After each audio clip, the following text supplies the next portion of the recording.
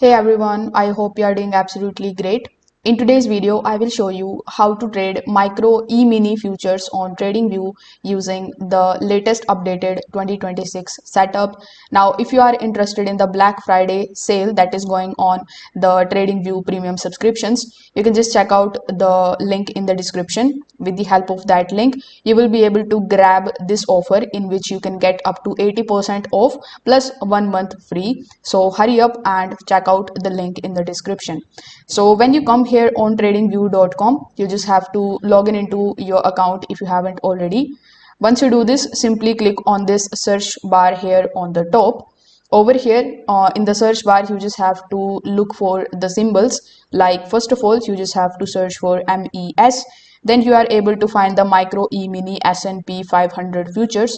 So click on the option of launch chart in order to launch its chart. Then simply hover over to the top right hand corner of the screen and click on the option of this watch list. Now over here, when you click on this plus icon, that symbol page will be opened again in front of you. Over here you can also look for another abbreviation, which is MNQ. So here is the micro e-mini Nasdaq 100 index futures. So if you want to add here this particular chart in your wish list, simply click on the plus icon right next to it.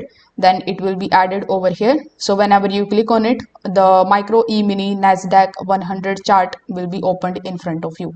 So this way basically you can just simply trade the micro e-mini futures on TradingView in 2026. If this video helped you out, please give this video a like, subscribe to the channel for more TradingView tutorials.